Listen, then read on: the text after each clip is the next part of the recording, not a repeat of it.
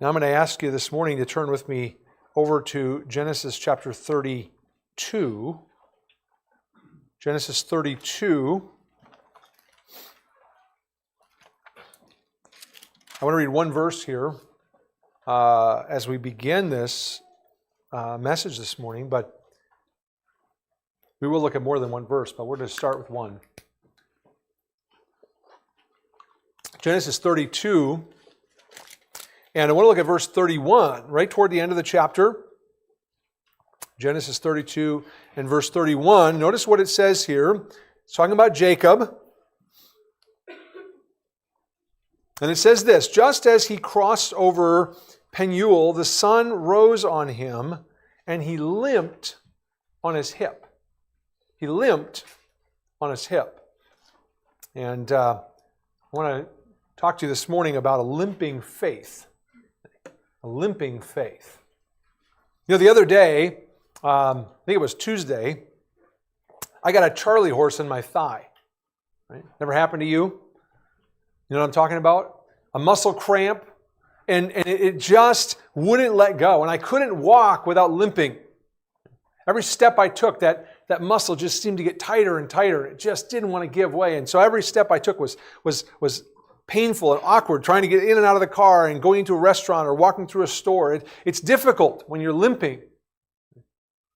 And it's awkward, it's uncomfortable. Well, think about Jacob. The end of Genesis chapter 32. Jacob had wrestled with God. You might forget. You know, there's something that happens to us.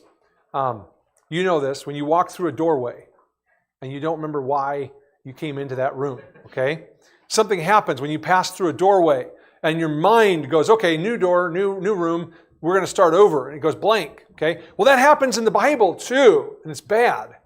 You go to a new chapter, and instantly your brain forgets everything that was just happening, everything that was going on, and you move on to something new. That's not supposed to happen. Right? It's one of the unfortunate side effects of having a Bible that is laid out with chapters and verses. It makes it really easy to find things, but it makes it really easy for us to miss the context. Because at the end of chapter 32, and Jacob has wrestled with God, he goes away from that encounter limping. And that is really important for us to understand. Jacob is limping, and this is the literal truth, right? This is not a figure of speech. He was limping. His hip was injured, and he was limping. He could not walk normally. But there's also a kind of an object lesson in this. You see, Jacob's encounter with God had a very powerful spiritual impact on him. I told you last week, I really believe that this was the point where Jacob finally became a believer. I don't consider Jacob to be a believer prior to the end of chapter 32. All of the stuff in his life before that, to me, as I read it, betrays an unbeliever. Someone who is doing everything on his own, in his own way, and essentially ignoring God and living as if God had no claim on his life. That's what Jacob is. Until God finally strips everything away. And he is desperate, and all he can do is just cling and beg. And he clings to God and he begs. And that's where I started my Christian life. Clinging to God and begging for something I didn't deserve. Clinging to God and begging for something I had no claim to. That He would forgive my sins. That He would make me His child. That He would grant me life and an inheritance. I didn't even know all that stuff. I just knew that Jesus died for me and I was a sinner and He would take away my sins. But all of the others, all of that, I didn't deserve any of that. I was reduced to clinging to Him and begging. That's what Jacob is doing. That's the moment of Jacob's faith. So this is powerful spiritual impact. But understand, Jacob didn't leave there walking upright and strong. He went there limping. And he had what I'm calling today a limping faith. And maybe you've had a similar experience before. Now, you probably haven't ever physically wrestled with God all night. I don't think, I'm assuming. I haven't heard those stories from any of you, so I'm pretty sure that didn't happen, okay, for you. Although, you may have spent some nights wrestling with God in prayer before. Right? But this really was a high point for Jacob. Right? Well, I mean, how could it be otherwise? He comes to see God face to face. This is what we might call today a mountaintop experience. This high point, some moment of triumph, and maybe you've had a similar kind of thing, some moment of triumph over sin, or some time of personal dedication where you committed yourself to the Lord and you were just on this spiritual high at the mountaintop. You know what I'm talking about? Have you experienced that before? When I was a kid, we used to go to Bible camp in the summer, and Bible camp was like a week long, a very intense and focused spiritual ministry. So you'd go to Bible camp and it was out of your normal routine, and for a week you'd get this just intense preaching of the Word of God and teaching of the Bible and all of these things, and oftentimes it had a very significant impact. And in those times, God really seemed to get a hold of my heart, and I would really draw near to Him, and I would make a commitment to obey Him in some way, maybe, or to live more sincerely and more faithfully. But what always happens? What always happens after a mountaintop experience like that? What always happens? Okay. You come down from the mountain, right? You come down from the mountain. You go back to life as usual. You can't live on the mountaintop, so you come down into the valley. In fact, most of your Christian life is lived down in the valley. And you go back to life as usual, the busyness of life, the pressures, the normal kind of temptations and things that all are just, the routine of life. You go back to that. And before you know it, you fall back into those old habits. Good. And this is what happened to Jacob. So he spends all night wrestling with God. His hip injured to the point where he can't continue to wrestle, and he's left he just grabs hold of him, and he can't do anything else. I can't win, but I'm just going to hold on for dear life. That's what he's doing. And he begs for a blessing, and God blesses him. God changed his name from Jacob to Israel. And he went on his way, a new man. New name, a new man. But he's limping. And even though he had this great spiritual encounter, his problems didn't just vanish. Does that shock you? He had this great spiritual experience. Man, it was awesome. I saw God face to face, and God blessed me, and I received this. I was wonderful. And then all the problems are still there. Right? All the stuff he's dealing with is all still there. And so he had to move forward and trust in the Lord to protect him and provide for him. That's what he's supposed to do. Well, let's look at what actually happened in Genesis 33. Now, so this is Jacob, he's limping, he's walking on his way limping. Now Jacob lifted his eyes and looked, and there was Esau coming, and with him were 400 men. Remember, the problem didn't go away. This was the problem from the day before. That problem, that struggle, that issue, that fear. Esau with 400 men is coming.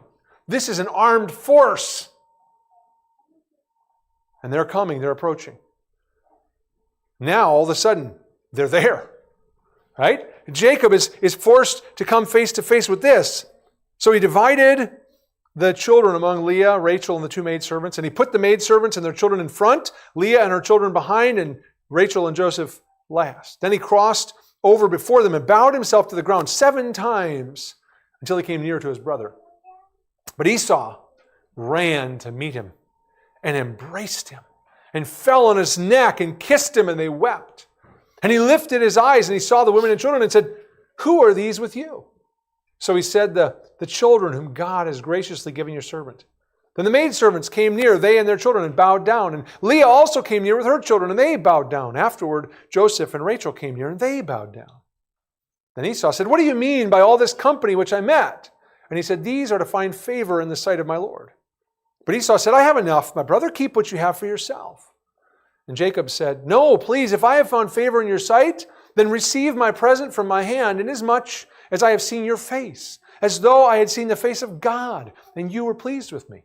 Please take my blessing that is brought to you, because God has dealt graciously with me, and because I have enough." So he urged him, and he took it. Now this, verses 1 through 11, is the first of three kind of scenes of this chapter. And it's really, in a way, kind of part of the previous story from chapter 32, because Jacob was at the border of the land of Canaan, and his brother Esau was approaching with 400 men. And Jacob's guilt has filled him with fear and anxiety at what his brother is going to do after being reunited now after 20 years of being apart. Now you'd like to think that after seeing God, I can't even imagine, seeing God face to face, wrestling with God, having a personal, direct encounter with God, you'd like to think that Jacob would be confident that God is going to take care of things. Because the Lord has been with me in the night, now in the morning, God is going to be here and He is going to take care of things for me. But that's not how Jacob acts at all.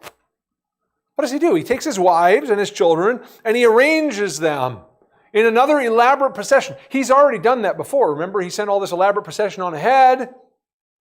And now, when he actually gets to Esau, okay, now let's do this again. Okay, and he arranges them all in this thing.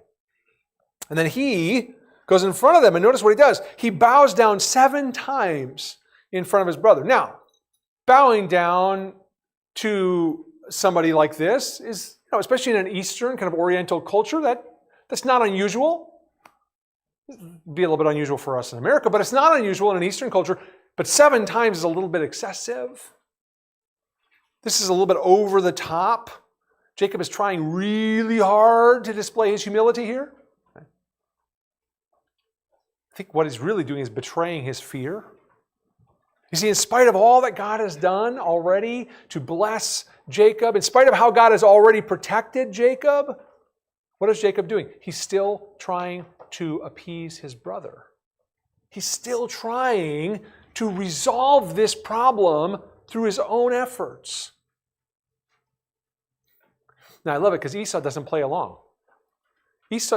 What does he do? He goes running up to Jacob and he embraces him. That must have been a shock. That was not what Jacob was expecting to happen. Okay. And so the thing we see in verse 3, the description here, Esau and Jacob embracing, kissing each other, clinging to each other's necks and crying, weeping. This is a very emotional reunion. Nothing at all like what Jacob had feared. By the way, and this is just a free point, but I think it's interesting that when Jesus is looking for an example of reconciliation to tell in the New Testament, remember the story of the prodigal son? Right? When the prodigal returns, what does the father do? Anybody remember? He runs to him. He embraces him. Interesting that Jesus seems to maybe be picking up on this. Esau? That's unusual. Picking Esau as an example and using Esau kind of as a model. I don't know. Anyways, that's a whole other thing, but we don't have time to go into that story today.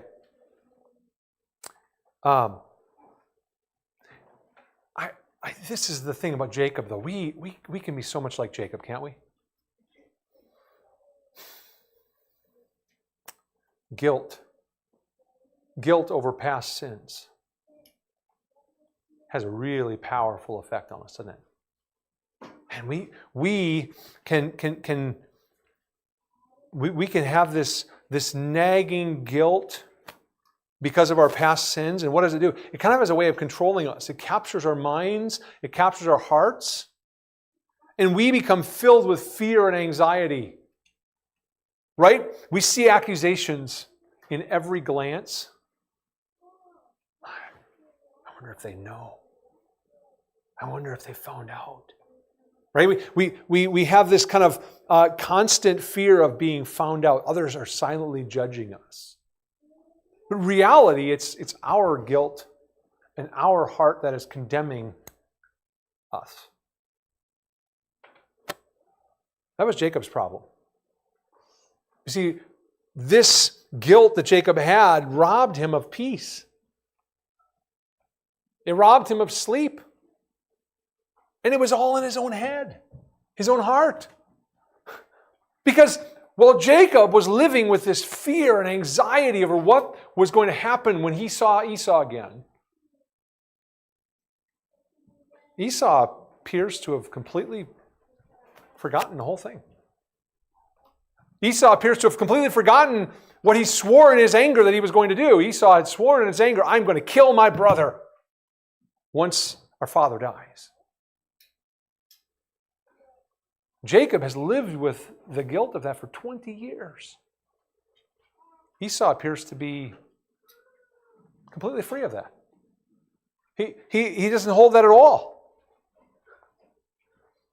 The Lord had been working in Esau's heart behind the scenes. And Jacob, this is the problem. Jacob, the reason his guilt is still able to have power over him is that he's not yet learned to truly depend on God. Oh, he had that great spiritual experience coming face to face with God. That's the beginning of his life of faith. But boy, it's limping, it's weak. He hasn't learned to walk yet in faith. Hasn't learned to really depend on the Lord. And so his guilt still has power over him. That's why he insists here that Esau accept the gift. Right? In verse 80, Esau asks him about it. He says, I met all these animals on the way. What's that supposed to mean? Now, Esau knew what that meant. Remember, Jacob had given his servants a script in the last chapter. Right?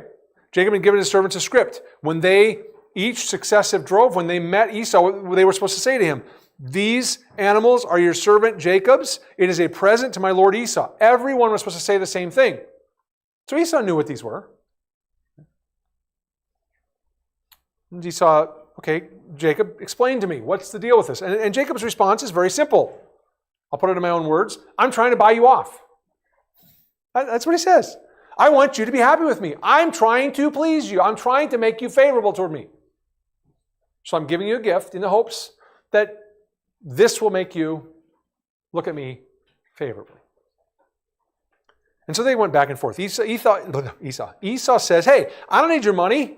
I've got plenty. I've got enough. And Jacob says, just take it. I've got more than enough. You kind of this back and forth. It's kind of funny. Now maybe they're both being polite. And in the end, Jacob convinced Esau to take the gift. But this is key. Jacob is still living in the flesh. Jacob is still limping in his faith. Yes, God has prospered him, and the Lord is working on his behalf. But here's the thing. Jacob is still trying to work things out his own way. He's still trying to fix the problems that he's created himself. Now, there's one thing I want to point out to you, though. It's really important. It might be easy to overlook. Both Jacob and Esau make the same statement. In verse 9, Esau, and in verse 11, Jacob. Both of them say the same thing. What do they say?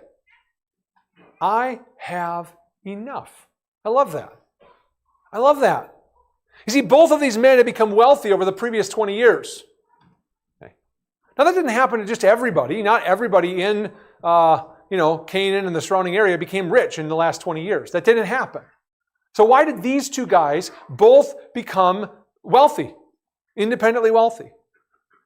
Remember, Jacob had left Canaan, fled to Padan Aram, and what did he do? He says, when I left, I only had my staff. That's all I had. I had a wooden stick in my hand. That's the only thing I owned in the world. And now I've come back, and I've got this great company that God has given me. Right? Both of these men, Esau had also become quite wealthy and had a large family. We're going to read the details of Esau's family in chapter 36, by the way, so that's coming up. But why? Why did these men become wealthy? What was going on here? Well, I would say this is another example. We've seen others already, but this is another example of the Lord keeping His promise. Do you know that God keeps His promises?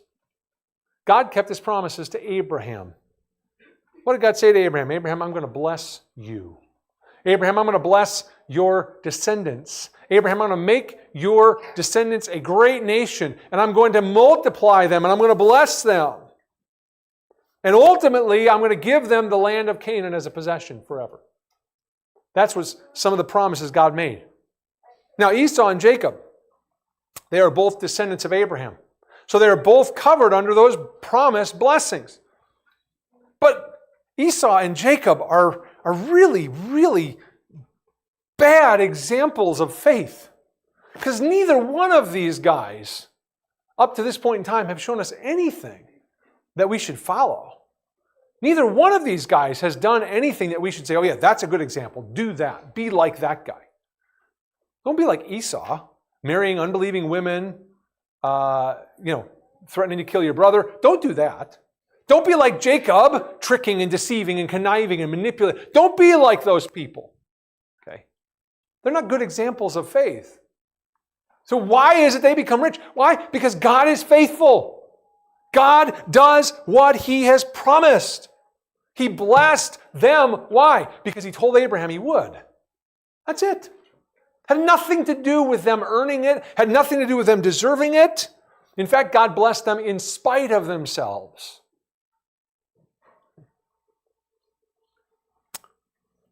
By the way, this is, again, just totally unrelated, but it's worth making this point. If you've experienced blessing in your life, it's in spite of you. Okay? I'll just say that. Right? If you've experienced blessing and good things in your life, it's in spite of you, not because of you.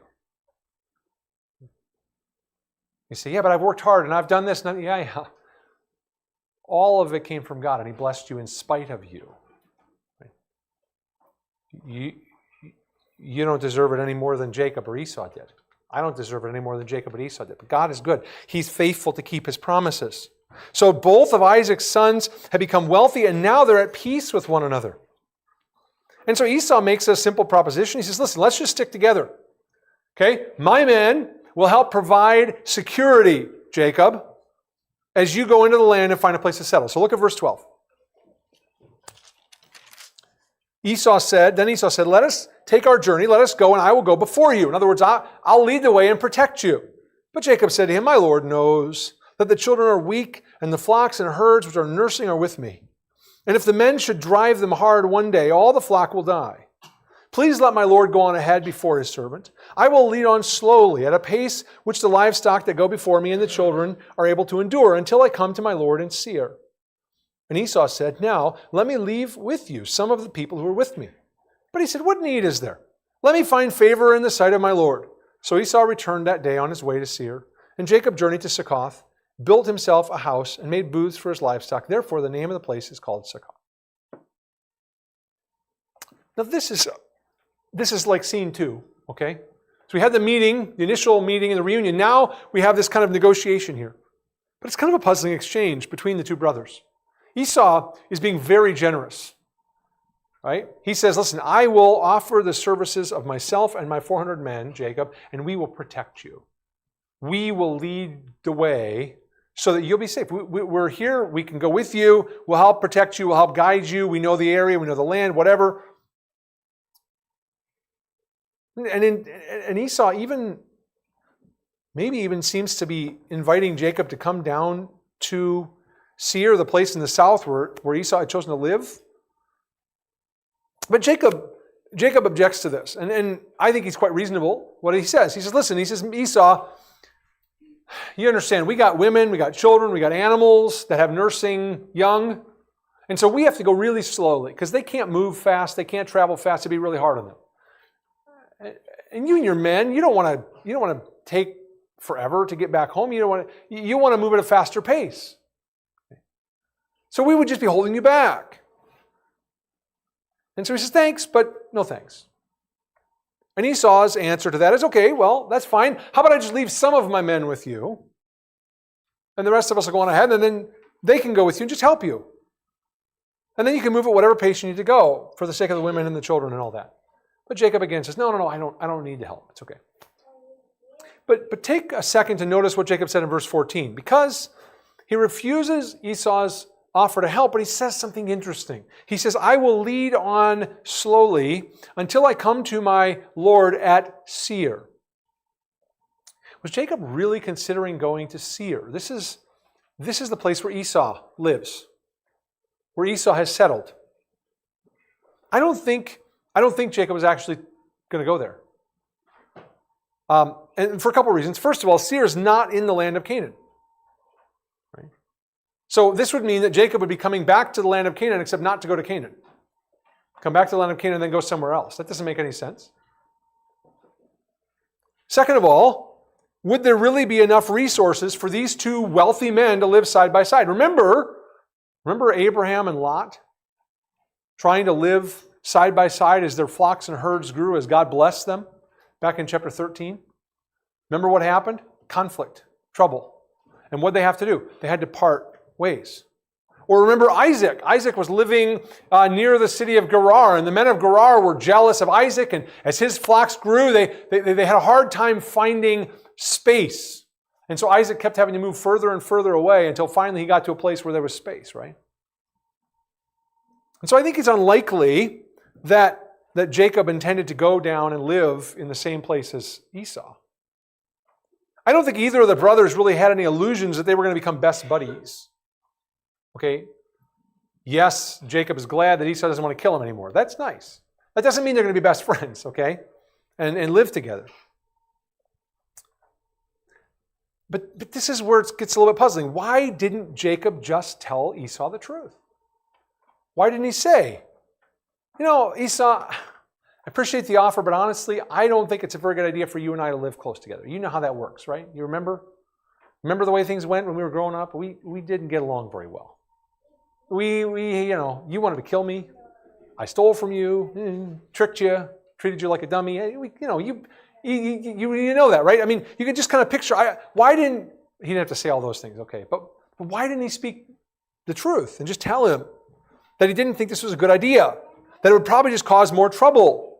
Or he could have said, listen, the Lord has told me to go back to Canaan. I've got to go there, not Seir. Jacob could have just told God the truth, and told Esau the truth, and could have trusted that God would protect him and would bring about an agreeable solution. But he didn't do that.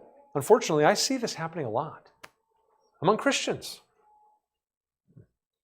We don't like to have those uncomfortable conversations. You know what I'm talking about? I got to sit down and have an uncomfortable conversation. I don't really like to do that. I don't really want to do that. So I'm just going to avoid. Okay? I'm just going to avoid it. Maybe I'll just avoid the person. It's like, I don't want to have the uncomfortable conversation, so I guess I'll just never see them again. Because then I don't have to talk with them about it. Or we just won't talk about it. Like, that will just be the area that's off limits to us. Okay? No talking about uncomfortable things. Okay. Well, you may not go as far as Jacob did. Jacob actually promised something that he did not intend to do, so that's called a lie. Okay. But maybe you just keep silent when you ought to tell the truth about what's really going on. Maybe you just leave things hanging instead of being open and being honest about where you stand about something. You might think, well, come on, Pastor, this isn't that big of a deal, right? I'm not going to lie. I'm not going to do what Jacob did. I'm not going to lie. I'm just not going to tell the whole truth. It's easier that way. You're going to avoid the conflict. You're going to avoid that uncomfortable situation altogether. Why do you make such a big deal out of this, Pastor? Maybe you say, well, I'm just trying to avoid hurting someone. If I have to sit down with them and talk to them about this, they might get hurt. I don't want to hurt them. Sounds like a good reason anyways. It sounds like a good reason, but it's not. It's really not. And the reason it's not a good reason is it's not an act of faith. It's an act of fear. Jacob does not have the courage to simply tell Esau the truth. He didn't say to Esau, I'm going to go this way. and you're going to go that way. That's the truth. Because what happens is Esau, it says, turns and heads towards Seir. That's south. Jacob, it says, goes to Succoth. Now, where is that? That's north. The opposite direction. Jacob has no intention of going where Esau's going. He's going the opposite direction. And you do the same thing. If you withhold the truth from someone just because it might be a difficult or uncomfortable conversation. So let me implore you, right, if you're a Christian, be honest. Be honest with one another. We need to be honest with one another. We need to be open about what we're really thinking and really doing and really intending. I'm not talking about a kind of let it all hang out, who cares who I hurt kind of a thing. I'm not talking about that. But boy, we need to be willing to maybe have that uncomfortable conversation because it's the truth. And we need to speak the truth and not hide.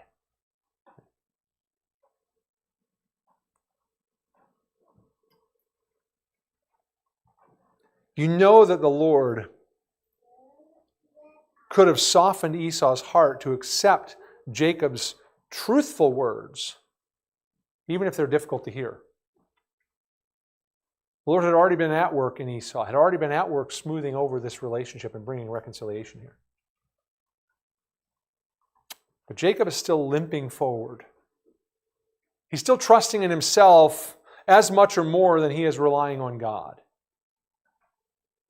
When you and I are less than honest about what we are doing, when you're less than honest with those who know you and love you, we show the same kind of limping faith. Partly relying on God, but not quite ready to trust Him fully to take care of you, to bring peace and reconciliation in your relationships with others.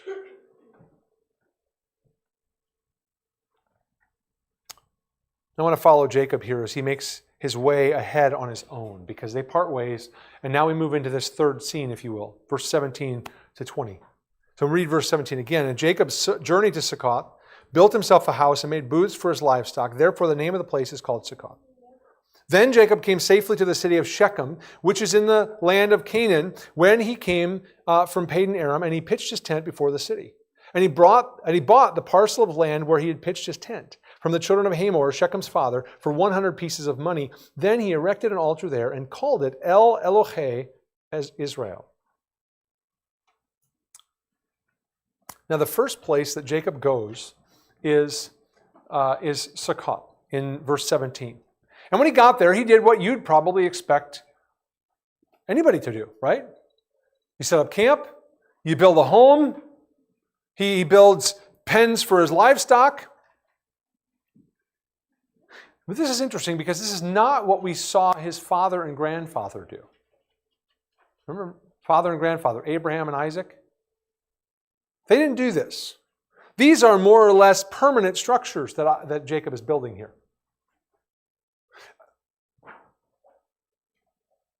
And by the way, we got to read between the lines just a little bit here because we don't have like an actual chronology written out for us. But if we read between the lines just a little bit, we can see that Jacob must have stayed there for a number of years. This stop in verse 17 is actually a number of years long. Let me explain to you how I know that. Okay.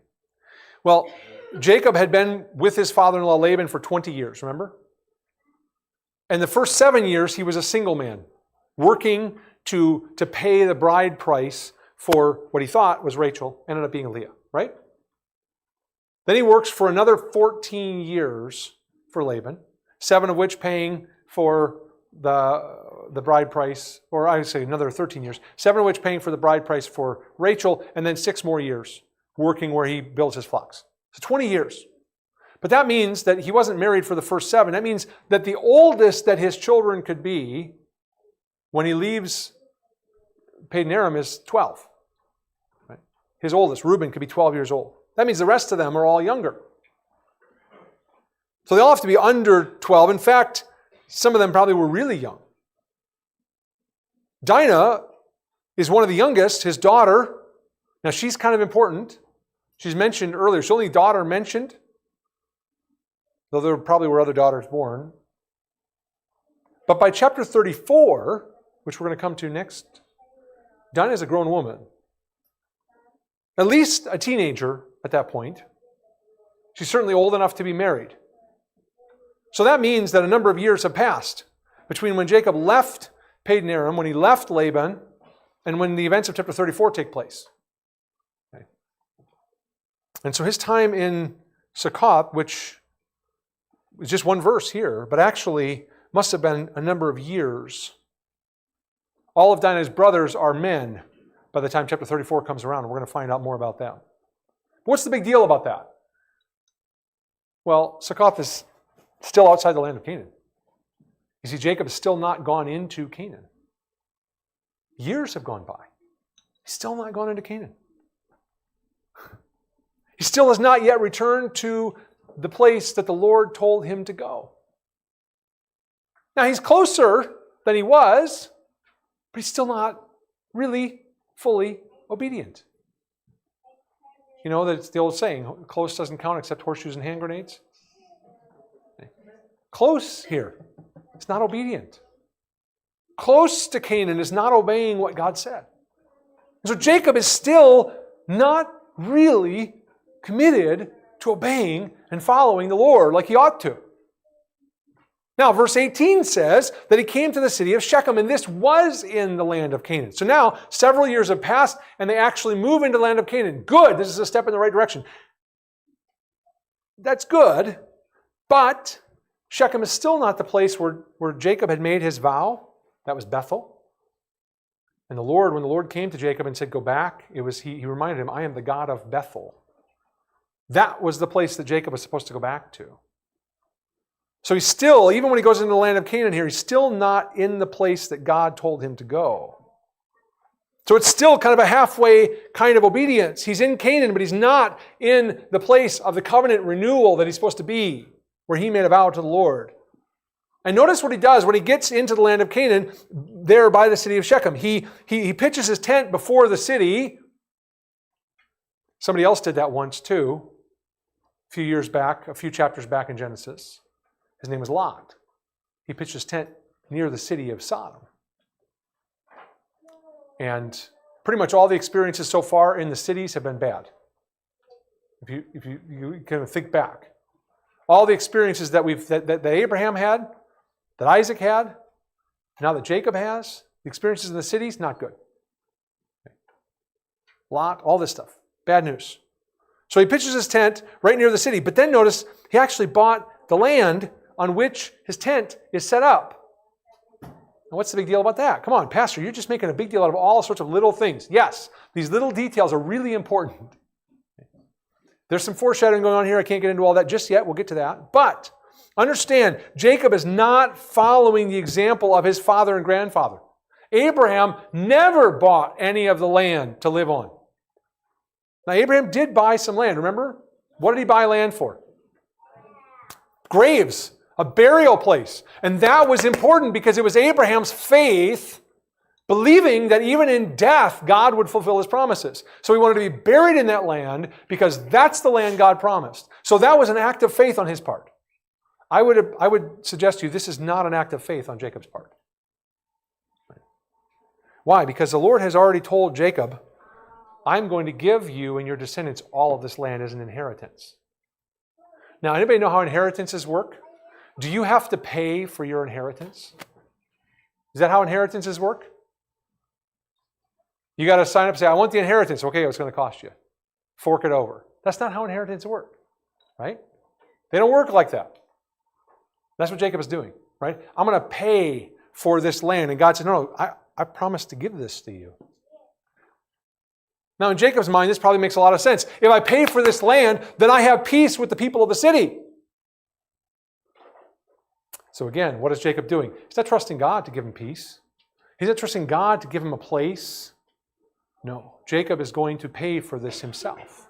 You see, he's willing to give up some of the blessings of God in order to have what God has promised to give him.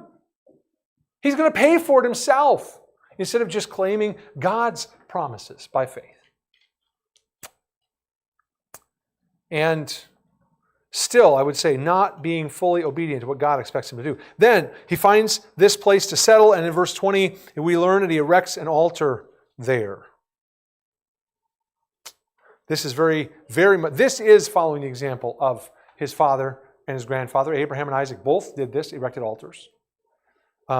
Jacob's altar, he names it El Elohe Israel, which means something along the lines of great is the God of Israel. It's the first time that Jacob has used his new name. Unfortunately, he's still going to be Jacob for a while because he's still limping. Jacob really is a mixture here. We see Jacob. This is limping faith. Now, is this something to be admired or avoided? Well, let me just make a couple of observations here as we kind of conclude. I want to share with you just a couple of thoughts here for application. First of all, the Lord has already shown Jacob that he can be trusted. All the things prior to this point, God has proven he's trustworthy. For 20 years, he's watched over Jacob. For 20 years, he protected Jacob from Laban. He blessed him, blessing after blessing that Jacob did not deserve. He even brought him back to the land of Canaan, the land he promised to give to him and his descendants.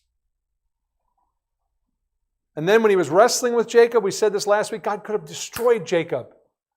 But he didn't. Instead of destroying Jacob, he blessed him, giving him that noble name, Israel, that signified his new relationship to the Lord. Understand that God did all these great things. He proved that he was trustworthy for Jacob. But you know, God has done even greater things for you to prove that he can be trusted. Did you know that he sent his son to earth? God sent his son down to earth for you.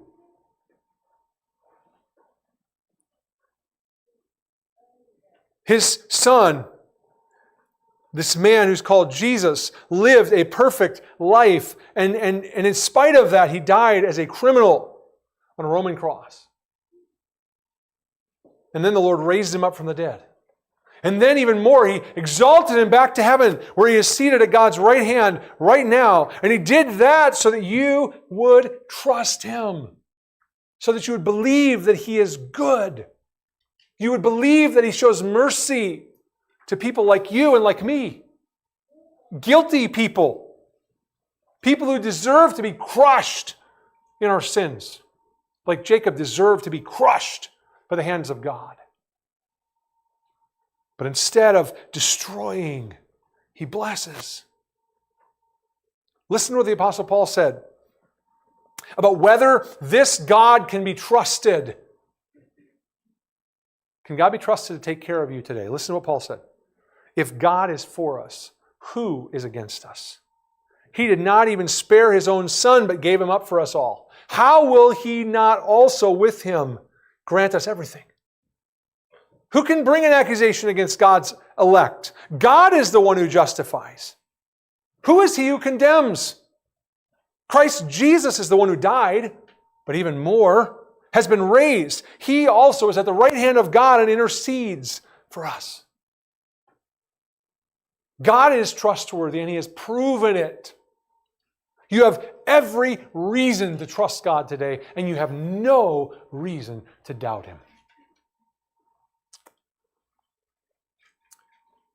But let's consider Jacob for a minute. Jacob didn't really trust God yet. He hadn't really learned what it meant to trust God. Jacob is still living with doubt. Understand that Jacob's doubt, his unbelief, is costly. What does it cost Jacob here? I'll just give you three things. The first thing is anxiety. Jacob is filled with anxiety and fear because he doesn't trust the Lord. He's going to see his brother Esau, and he is filled with anxiety. Do you know what anxiety is? I looked it up. Actually, I'm not really a big fan of using Wikipedia. Anybody familiar? Wikipedia is not the most credible source, but on this, their entry on this is really good. Here's what they say about anxiety. Anxiety is an emotion which is characterized by an unpleasant state of inner turmoil and includes feelings of dread over anticipated events. Anxiety is different from fear in that fear is defined as the emotional response to a real threat, whereas anxiety is anticipation of a future threat. You get that? You're anxious when you are anticipating a threat that hasn't yet manifested itself. That's what Jacob was doing all night long. All day long, all night long. He's anticipating the meeting with Esau, and what is happening? He hasn't met Esau yet. There's no actual threat there. But Jacob, in his mind, he creates this threat. He's filled with this unpleasant state of inner turmoil. Do you struggle with anxiety? That unpleasant state of inner turmoil that is brought on by anticipating a future problem, a future threat. That's part of the cost of not trusting the Lord. Part of the cost of not believing that God is who He says He is. That's part of the cost of not believing that God will do what He has promised. The second cost for Jacob is the loss of God's blessings. Okay. You see, unbelief gives up God's blessings. Jacob is willing to give up the things that God has given him in order to purchase peace. Now, he thinks that that's going to work, by the way. He thinks he can buy peace. He thought he could buy off his brother. And instead of really enjoying this reconciled relationship, he ends up mistrusting Esau and goes opposite ways. And Esau and Jacob, by the way, after this, they won't see each other again until their father dies. It's years and years and years. They won't see each other again. There's no relationship there. Because Jacob, not trusting in the Lord, but trusting himself, trying to fix it himself, trying to buy off his brother, it doesn't lead to good relations. It doesn't lead to partnership. It doesn't lead to camaraderie. Right? And then he goes into the land of Canaan, and what does he do? He spends his own silver.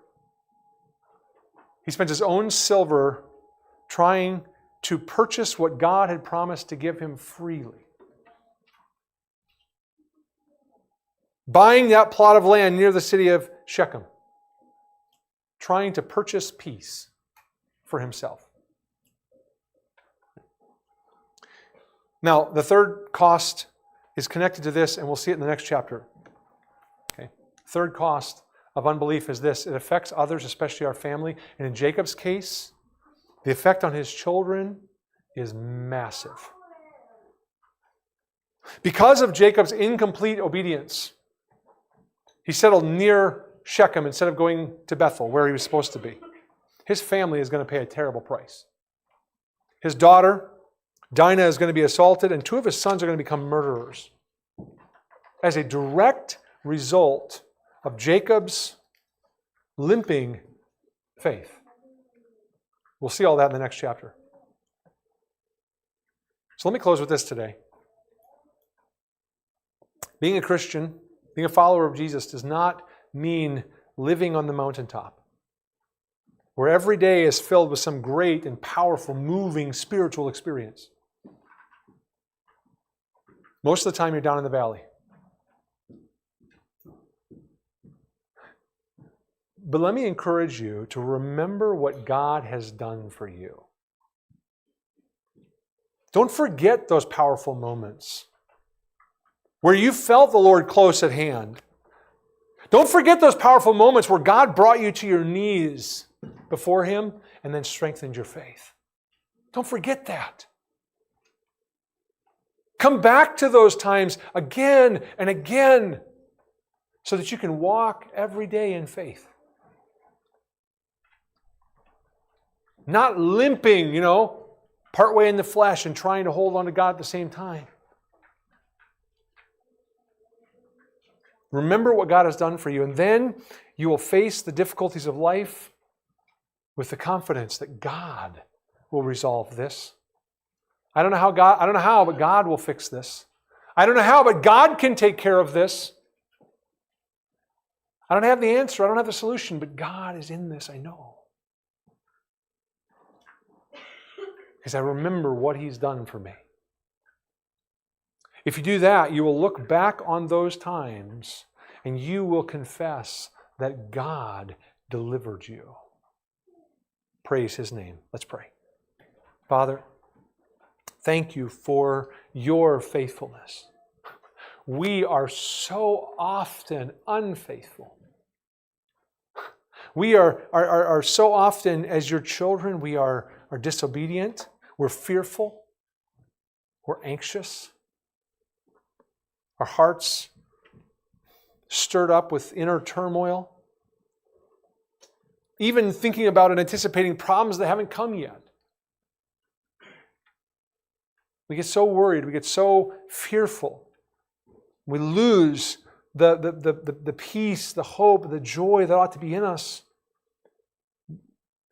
We lose the ability to be at rest. And simply to let You take care of the problems. Let You take care of the challenges. Let You bring about peace and reconciliation in our life. Father, help us to remember what You've done. Help us to come back again and again and again to the work of Jesus Christ. His sacrifice for us. The greatest display of love that could be possible. When the righteous, perfect Son of God gave Himself up for sinful, corrupt, fallen, rebellious creatures. The greatest sacrifice. Lord, remind us of that again and again and again and again. So that we would trust You in the midst of the trials and difficulties that we face today and this week. Help us over and over again to turn to You. To bow our knees before You and confess our weakness, our failures, and simply to cling for You for that blessing. We ask these things in Jesus' name. Amen.